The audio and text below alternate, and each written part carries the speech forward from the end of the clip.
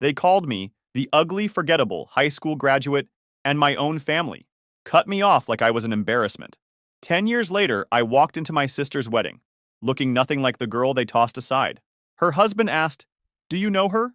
I smiled and said, "More than you'd ever want to." Warning, long post ahead, but I promise this gets absolutely insane by the end. Stick with me here. Hey Reddit, long-time lurker, first-time poster. This story happened over the course of about 12 years, and I'm still processing some of it. People keep telling me I should share this somewhere, so here goes. For context, I'm 34 now, married, doing pretty well for myself. But this story starts when I was 22 and basically considered the family screw-up. I'm talking about the kind of family that judges success purely by appearances and social status. Anyway, this is the story of how I went from being the disappointing son to having my entire family literally begging me to save them from financial ruin. And spoiler alert, the revenge was way sweeter than I ever imagined. Let me paint you a picture of my childhood. I grew up in what most people would consider a successful family. My dad, Robert Chen, owned Chen and Associates, this consulting firm that helped mid-sized companies with business strategy and operations. Nothing huge, but it paid for a nice house in the suburbs and private school tuition. My younger sister Emma was basically the family princess. 2 years younger than me, blonde, pretty enough, but with the personality of a spoiled Instagram influencer. She studied communications in college, aka professional socializing, and spent most of her time networking at country club events and charity galas. Me?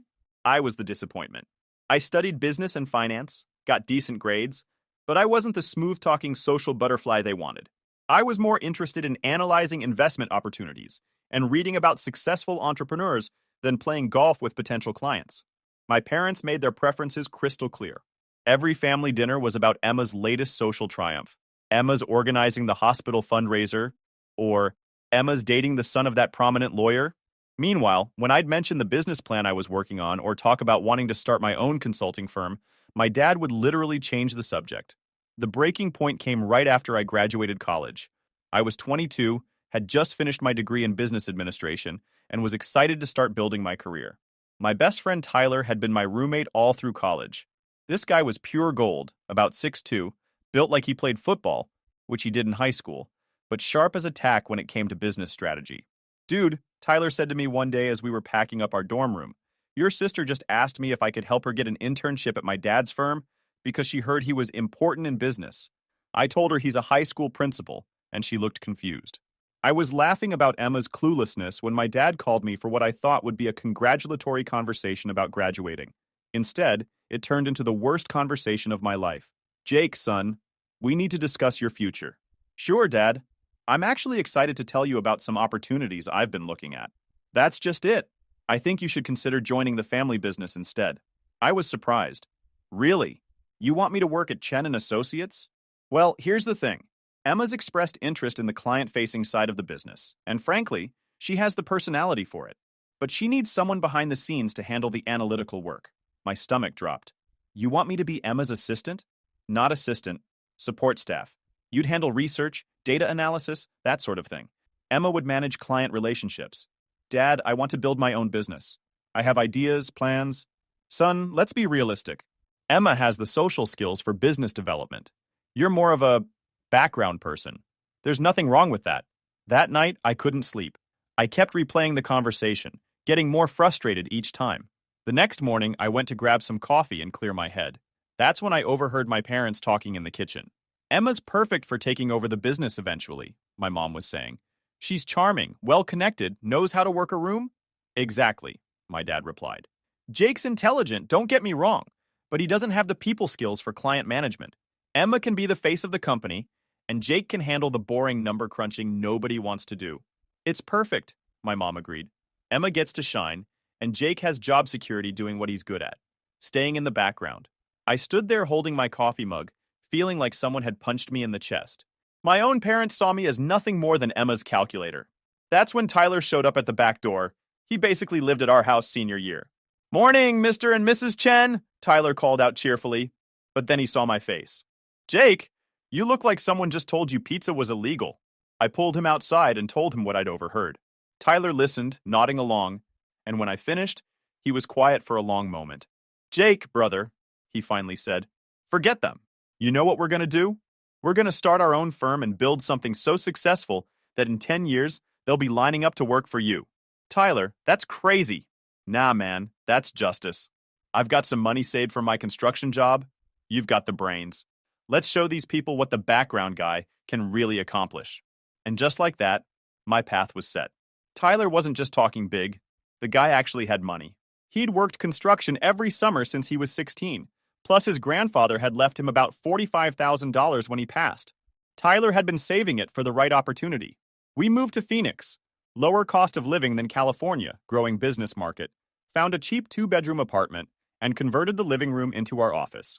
Tyler handled sales and client relations while I focused on strategy and analysis. Our company was called Summit Business Solutions. We specialized in helping small and medium businesses optimize their operations and increase profitability. Basically, we'd go in, analyze everything they were doing wrong, and create actionable plans to fix it. Tyler was honestly the perfect business partner. While I was naturally introverted and preferred working with spreadsheets, Tyler could walk into any room and make friends with everyone within 5 minutes. But he wasn't just a smooth talker. The guy had serious business instincts. Jake, my friend, he'd say, walking into our apartment office at 3 p.m. after a client meeting. Remember that restaurant owner who said our fee was too high? Well, I just spent 2 hours showing him how our system would save him $50,000 a year. Guess who just signed a contract for twice our original quote? Tyler had this gift for finding the humor in everything, even stressful situations. During our first year, we were barely making rent, surviving on cheap takeout and gas station coffee. But Tyler would crack jokes that had me laughing, even when I was stressed about paying bills. Our first major success came about 10 months in. This family-owned manufacturing company was bleeding money because their inventory management was a complete disaster. They were overstocking some items while running out of others, and their production scheduling was chaos. Tyler walked into that initial meeting wearing his best and only suit, opened his briefcase, and said with complete confidence, "Gentlemen, I hear your inventory system is more confused than a tourist in New York City. Good news is we can fix that." We landed a $150,000 contract to completely overhaul their operations. It was our first six-figure deal, and Tyler celebrated by ordering pizza from the fancy place instead of the cheap chain. "To Summit Business Solutions," he said, raising his soda, "and to proving that two guys with big dreams can beat guys with bigger offices." By year 3, we had 12 employees and were generating about $1.8 million annually. By year 5, a larger consulting firm offered to acquire us for $12 million. My share was $6 million. Tyler and I used that money to start our next venture, an investment consulting firm called Peak Capital Advisors.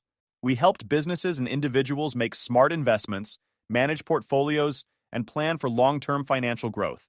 The timing was perfect. The economy was recovering, people were looking for trustworthy investment advice, and we'd built a reputation for delivering results. Within 3 years, we were managing over $100 million in client assets. "Check this out," Tyler said one morning, looking at our quarterly reports. "We just hit $200 million in assets under management." "That's incredible," I replied, still focused on analyzing a potential investment opportunity. "Incredible for us, and our commission checks are about to get very nice. But Jake, when's the last time you talked to your family?" "I don't talk to my family, Tyler. You know that." "I know, but don't you ever wonder how they're doing? Whether they ever think about the son they wrote off?" Honestly, I tried not to think about them. But Tyler had a point. Part of me was curious about what had happened to them over the past decade. "How would I even find out?" Tyler grinned. "Social media, my friend. Let Uncle Tyler do some investigating." A week later, Tyler came back with a full report. Turns out Emma had married some guy named Brandon Walsh 4 years ago. His family owned a chain of car dealerships, and from the wedding photos Tyler found, they'd spent more on flowers than most people make in a year. "But here's where it gets interesting," Tyler continued, pulling up financial reports on his laptop. "Your dad's consulting business has been struggling. They've lost several major clients, and from what I can piece together from public information, they're having cash flow problems." "What about Emma's husband's family?" "Car dealership business isn't what it used to be. People are keeping cars longer, buying used, shopping online. The traditional dealership model is getting crushed." Tyler had discovered something else. Emma and Brandon were apparently throwing a massive 5th anniversary party next month. The kind of party that gets covered in the society pages. "Jake, buddy, this is it. This is your moment." "My moment for what?" "To show them what they missed out on. To walk back into their lives as the successful businessman you've become." I thought about it. I was worth about $25 million at this point, owned a beautiful house in Scottsdale, drove a luxury car, and ran a successful investment firm. Maybe it was time to remind my family that their background person had done pretty well for himself. How would we even get into this party?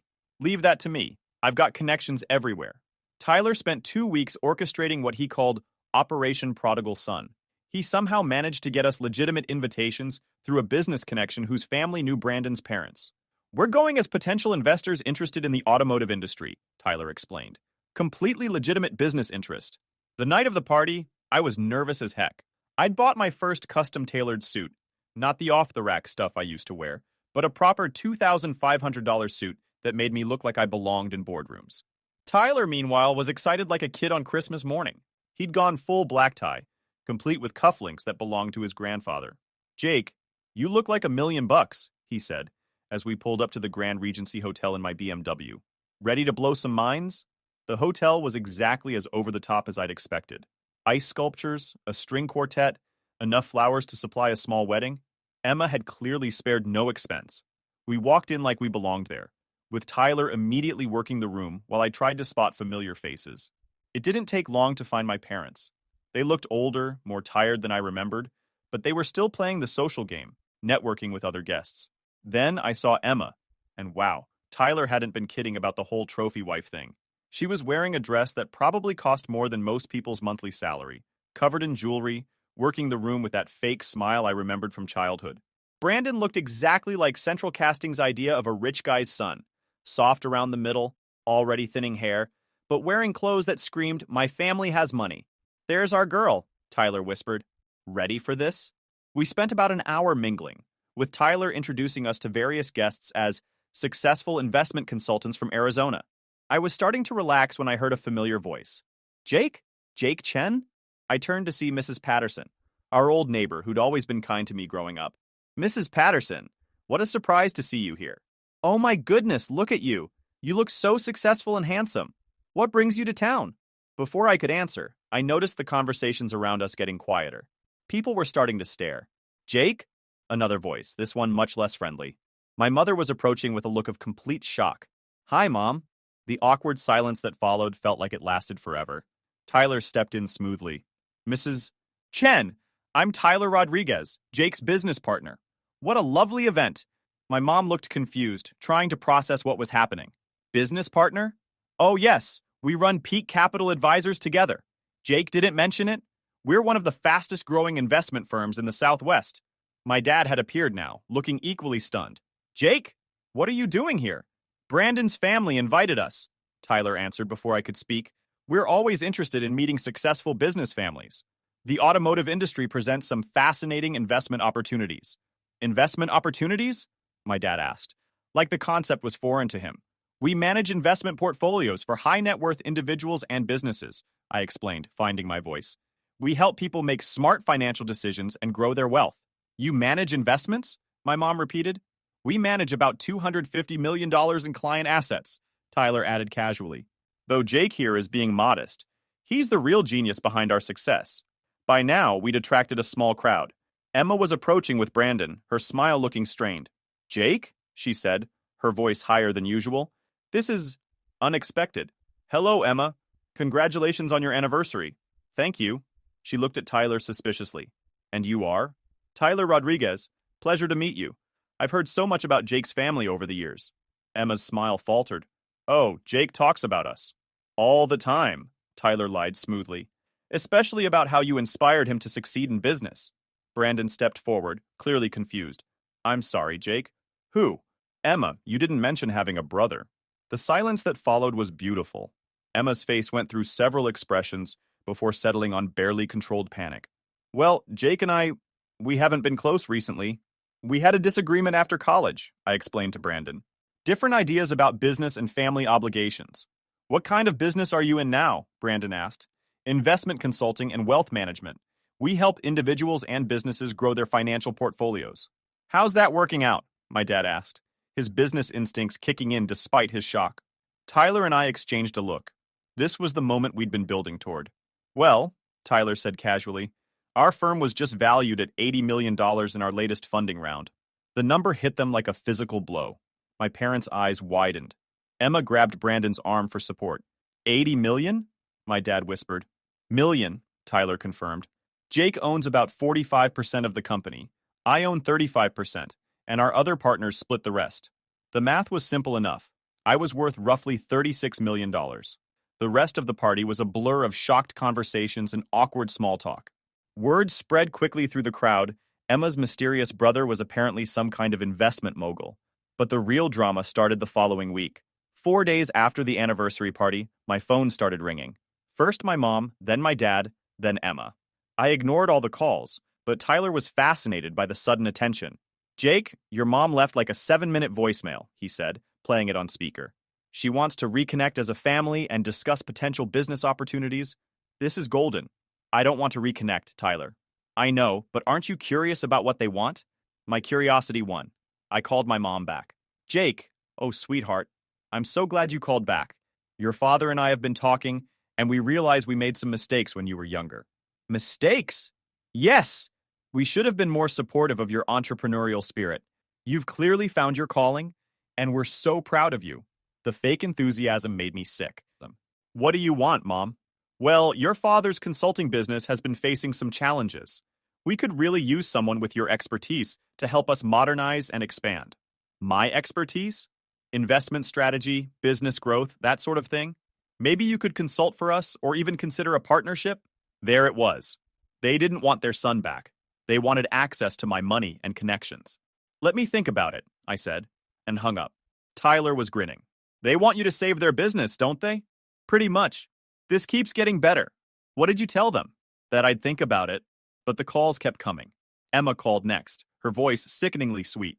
Jake, I can't believe how successful you've become. I always knew you were brilliant. Did you? Of course. Listen, I was wondering if we could meet for coffee. Brandon and I have some business ideas that might interest you. What kind of ideas? Well, his family's dealerships could really benefit from better investment strategies. Maybe Peak Capital could help optimize their financial planning? So Emma wanted me to save her husband's failing car lots. Classic.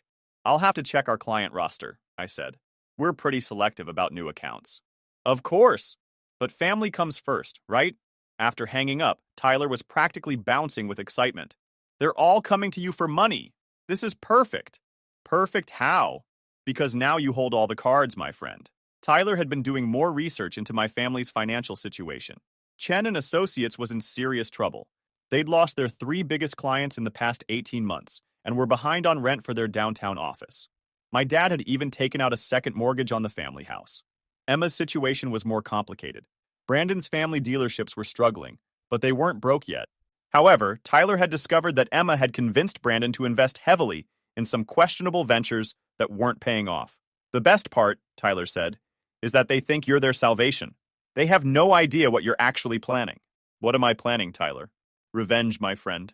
Sweet, calculated revenge. I'm not sure I want revenge anymore. Maybe I just want them to understand what they lost. Jake, these people treated you like garbage for 22 years. They don't deserve your forgiveness. They deserve to learn what consequences look like. That weekend, my dad called personally. Jake, son, I think we need to meet face to face. There are some urgent family matters we should discuss. What kind of matters? The kind that require family to stick together. Could you come to Dallas this weekend? I could hear the desperation in his voice. Whatever was happening, it was bad. I suppose I could clear my schedule, I said. Excellent. And bring Tyler if you'd like. We'd love to meet your business partner properly. Tyler was already packing before I hung up the phone. That weekend, Tyler and I drove to Dallas in my BMW. Tyler spent the entire trip making jokes and keeping my spirits up. Remember, he said as we pulled into my parents' neighborhood, you don't owe them anything. You're here to satisfy your curiosity, not to solve their problems. The house looked smaller and shabbier than I remembered. The lawn needed work, and I noticed a for sale sign partially hidden behind some bushes. My parents greeted us at the door with forced enthusiasm. Emma was there with Brandon, both looking nervous and trying too hard to appear successful. Jake! Tyler! Come in, my mom said, leading us to the living room I remembered from childhood. Everything looked worn and tired. There were boxes in corners, like they were preparing to move. After exchanging awkward pleasantries, my dad got to the point. Jake, I'm sure you're wondering why we asked you to come. The thought crossed my mind. Well, the business has hit some rough patches. Nothing we can't handle, but we thought this might be a good opportunity for family to work together. Emma jumped in.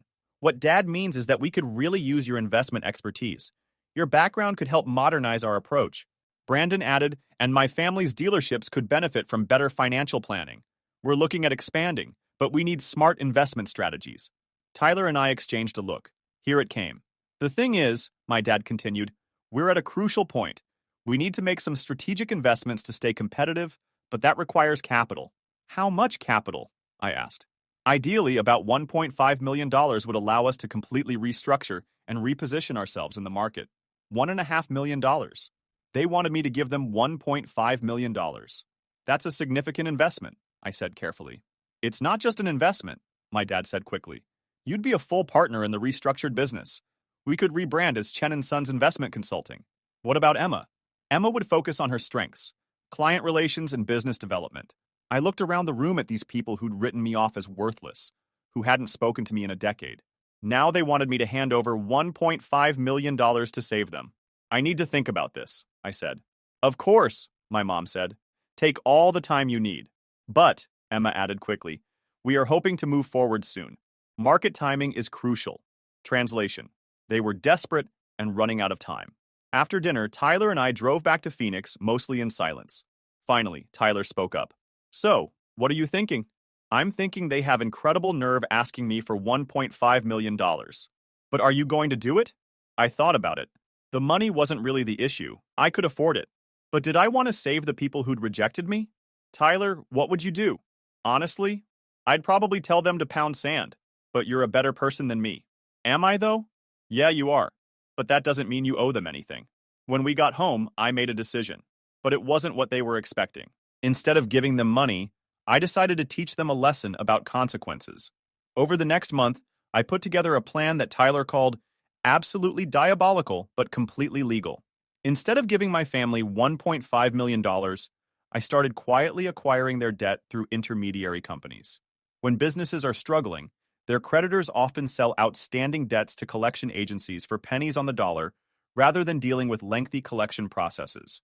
Through various investment vehicles, we purchased the debt that Chen & Associates owed to their landlord, suppliers, and creditors. We also bought some of the paper on Brandon's dealerships. All told, we spent about $600,000 to acquire roughly $1.8 million in debt that my family owed. Legally, that made us their biggest creditor. Jake, Tyler said, reviewing the paperwork our attorney had prepared, this is brilliant. You're not giving them money, you're becoming the person they owe money to? Exactly. They wanted family to work together. Now we're working together as debtor and creditor. The beauty of it was that we could restructure their debt on our terms, or demand immediate payment if they defaulted. Meanwhile, I kept getting increasingly desperate calls from my family. Jake, honey, have you made a decision about the investment? My mom asked during one particularly pathetic call. Still evaluating the opportunity, Mom. It's just that we're facing some cash flow challenges, and timing is really critical. What kind of challenges? Some creditors are being unreasonable about payment schedules. They want money faster than we can generate it. That does sound stressful. It is. But with your investment, we could pay everyone off and focus on growing the business. What she didn't know was that I was now one of those unreasonable creditors. The endgame came on a Friday afternoon. Our attorney called to confirm that all paperwork was properly filed. It's done, he said. You now control enough of their debt that you can essentially dictate terms for restructuring or force them into bankruptcy if they default. Tyler was practically glowing. Time to make some calls. I called my dad first. Jake, perfect timing. We really need to finalize the investment arrangement. We're facing some urgent deadlines. What kind of deadlines, Dad? Creditors wanting payment by Monday, or they're threatening legal action? That sounds serious. Who are these creditors?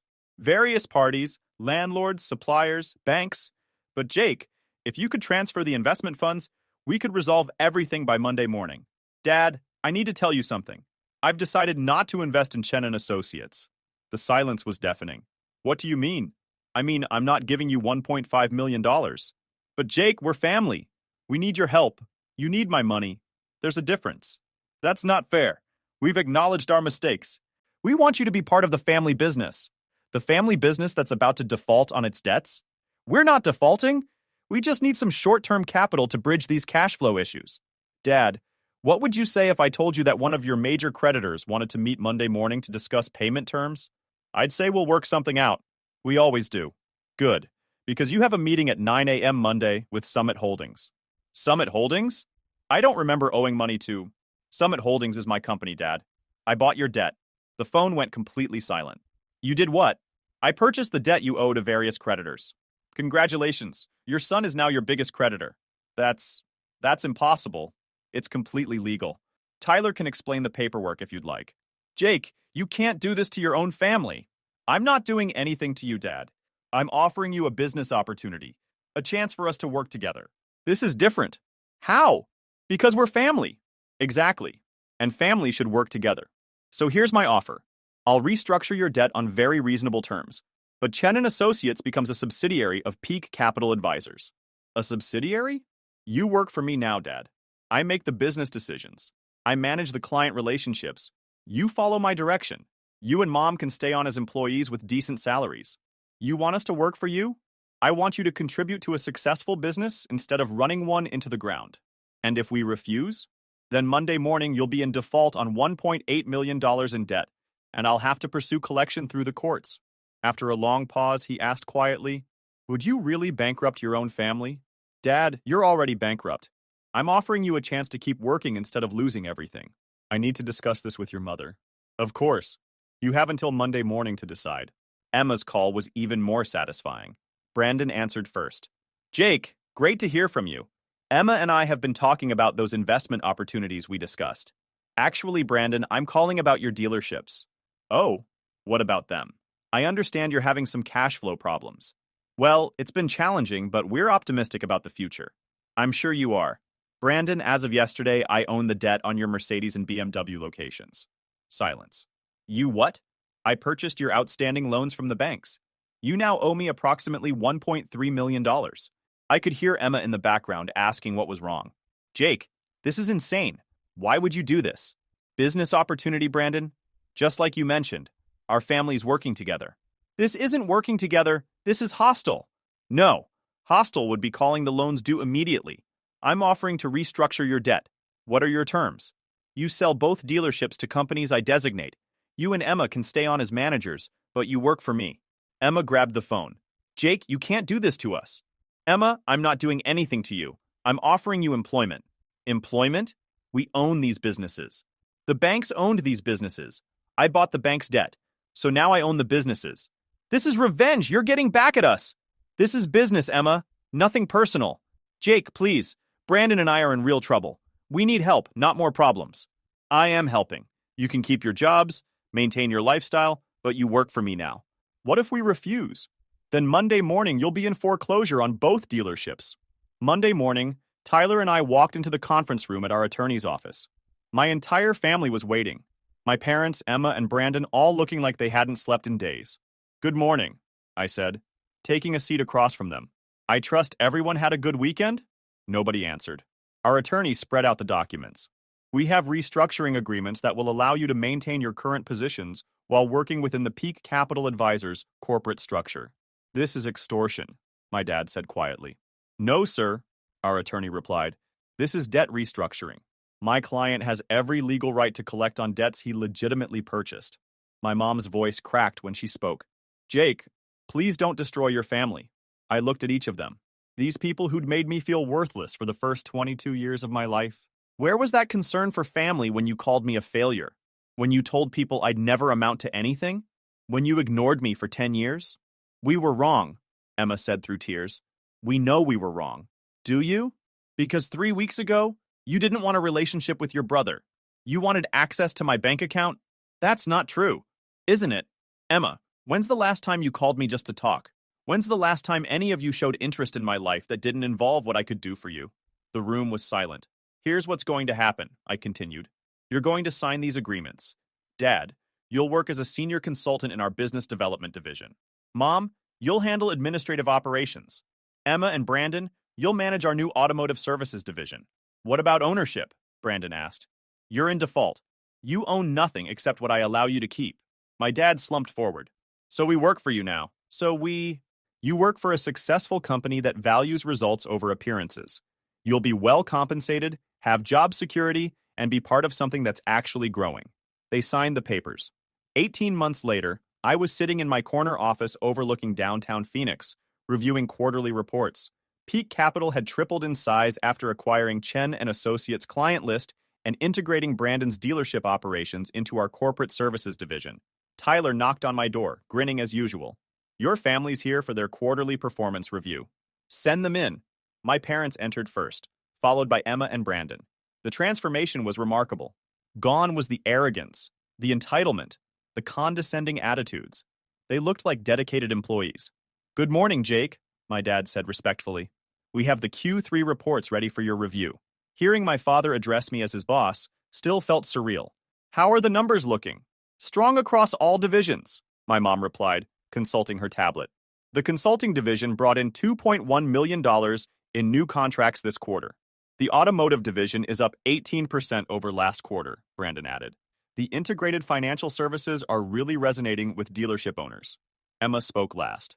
Marketing campaigns for our premium services exceeded targets by 25%. They'd all become competent, hardworking employees. Amazing how people perform when their jobs depend on actual results. Excellent work, everyone. Dad, how are you finding the transition to working with larger corporate clients? It's challenging but rewarding. These companies have complex needs that require real expertise and careful attention to detail. Translation. He'd finally learned that business success required more than charm and connections. Emma, how are things with you and Brandon? We're doing well. We've actually started talking about having children now that we have stable careers. That's wonderful. Nothing builds character like having people depend on you. After they left, Tyler sat down across from my desk. They're actually doing good work, he said. Your dad's become a solid consultant, and Emma's not bad at client relations when she applies herself. They were never incompetent. They were just entitled. Take away the safety net, and suddenly they develop work ethic. Any regrets about how this all played out? I thought about it carefully. Honestly, they're better people now than they were when they thought they were superior to everyone else. My phone buzzed with a text from Emma. Jake, would you and Tyler like to come to dinner Sunday? Brandon's making his famous barbecue ribs. It was the first genuine social invitation I'd received from my family in over a decade. Tyler, want to have dinner with my family this weekend? The same family that used to treat you like a failure? The very same. And now they're inviting you because they've learned that relationships require effort from both sides. Is that what this was all about? Teaching them about effort and respect? Partly. But mostly it was about proving to myself that I didn't need their approval to be successful. That Sunday, we drove to Emma and Brandon's modest but comfortable house. Emma greeted us at the door wearing casual clothes instead of her usual designer outfits. Jake, Tyler, come in. Brandon's out back getting the grill ready. The house was nice but not extravagant. No expensive art, no designer furniture, no conspicuous displays of wealth. It looked like a normal home where normal people lived. Over dinner, something remarkable happened. We had an actual family conversation. No business talk, no asking for favors, no sucking up. Just people talking. Emma shared funny stories about difficult clients. Brandon complained about having to work weekends sometimes. My parents asked about Tyler's girlfriend and whether I was dating anyone. For the first time in my adult life, I sat at a table with my family and felt like we were equals.